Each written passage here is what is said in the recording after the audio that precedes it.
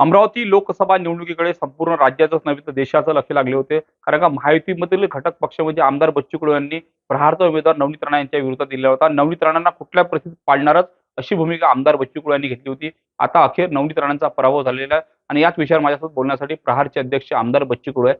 तो काय सांगणार नवनीत राणांचा पराभव झाला. खरं तर पराभवामागं रवी राणाचाच मोठा हात आहे.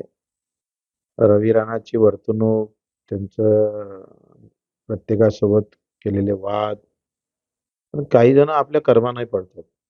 त्याचं एक हे मोठं उदाहरण आहे. आणि मग अशा वेळेस माझ्यासारख्या माणसाला घरात येऊन मारू आणि मग अशा या सगळ्या वातावरणामध्ये दिनेश भाऊ सारखा एक चांगला कार्यकर्ता आम्हाला भेटला. म्हणून कार्यकर्त्याला वाटलं का एका कार्यकर्त्यासोबत आपण न्याय केला पाहिजे. आणि मग या निवडणुकीच्या माध्यमातून आपण मुद्दे सुद्धा नेता येईल. या दुहेरी-तिहेरी उद्देशातून आम्ही ही निवडणूक लढलो. आता या निवडणुकीत त्यांचा पराभव झाला. तो आम्ही पाळणार हा आमचा तर हेतू होताच पाडायचा म्हणून. याचा अर्थ असा नव्हता का आम्ही निवडून यायचं नाही. आम्ही निवडून यासाठीच सगळी तयारी केली होती.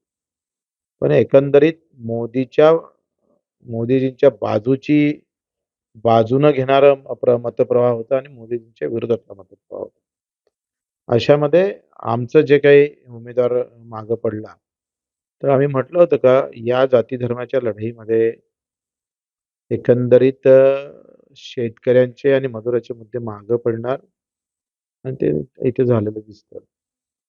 आणि त्या याच्यात नवनीत राणा मात्र पडल्या आहेत. त्याचा पुऱ्या महाराष्ट्राला आनंद आहे.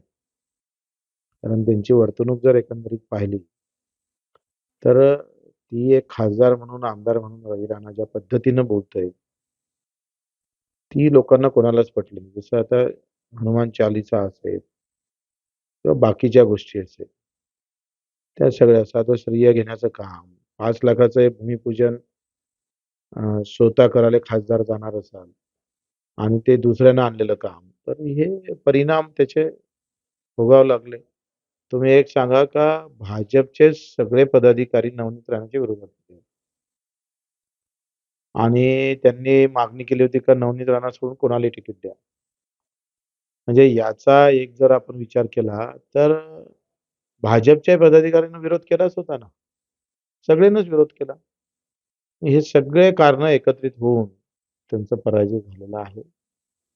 आणि खरं तर लोकांनी खूप चांगल्या विचारानं या अमरावती जिल्ह्यामध्ये परिवर्तन केलं आणि मला वाटते रासू गवई साहेबानंतर म्हणजे बौद्ध दलितमध्ये पहिला खासदार बळवंतराव झाले याचाही आनंद आहे.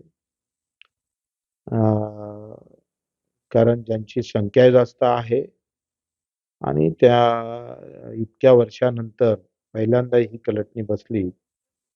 तर एस-सीसाठी राखीव मतदारसंघ आणि प्रॉपरच एस-सी त्याच्यात नसेल, तर ते उणीव भरून निघाली.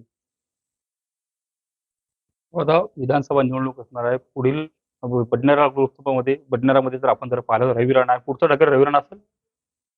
मला वाटते आम्ही असं काही मुद्दामून टार्गेट काय याच्यानंतर काय कशा पद्धतीचे समीकरण होते, काय होतं त्यानुसार समोर जाऊ.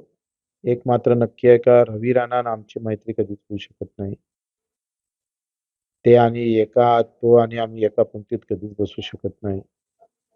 कारण काही नैतिकता असतं, काही विचारधारा असतं. ते पटूच शकत नाही कुठल्याही परिस्थितीत. त्याच्यानं पाळण्यासाठीच बच्चू कडू आहे असं नाहीये. आम्ही विधानसभा आता जशी लोकसभा जिंकून आणण्यासाठी आम्ही जो प्रयत्न केला तुम्हाला माहीत असेल, तर पूर्ण निवडणूक आम्ही जिंकले होते. प्रचारात आम्ही सगळ्यात आघाडीवर होतो. 2-3 होते. जरी तिकडे पैसा असला, तरी मोठे पक्ष आजूबाजूने जरी असले, तर मला असं वाटतं का निवडणुकीच्या प्रचारात प्रहार सगळ्यात आघाडीवर राहिले. आपल्याला माहित आहे. काँग्रेसचं एकतर धर्माचं ध्रुवीकरण झालं.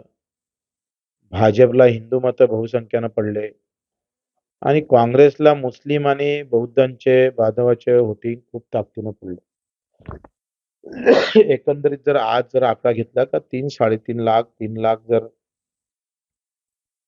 बौद्ध आणि मुस्लिम समाजाचं वोटिंग जर पकडलं आणि हे काँग्रेसपासून गेलेलं मतदान पुन्हा वापस आल्यामुळं आज देशातलं चित्र बदललेलं आहे. आणि म्हणून खरं तर काँग्रेसवर या समाजाचे मोठे उपकार आहेत. हे मला नाही वाटत का एवढा एकखट्टा जर हे मतं नसते, तर बळवंतराव फार जास्त मतं निघू शकले असते. म्हणून मुस्लिमांचं एकत्रीकरण जसं हिंदूचं एकत्रीकरण झालं, तसं मुस्लिमांनी केलं.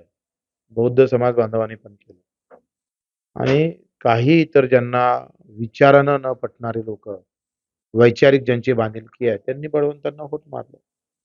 त्यात विजय झाला. निश्चितच नवनीत राणा यांचा पराभव झाल्याचा आनंद अमरावतीलाच नाही तर संपूर्ण राज्याला झाला आणि रवी राणा आणि माझी मैत्री केव्हाच होऊ शकत नाही अशी देखील प्रतिक्रिया बच्चू कडू यांनी दिली आहे. सूरज दहाट, लोकशाही मराठी, अमरावती.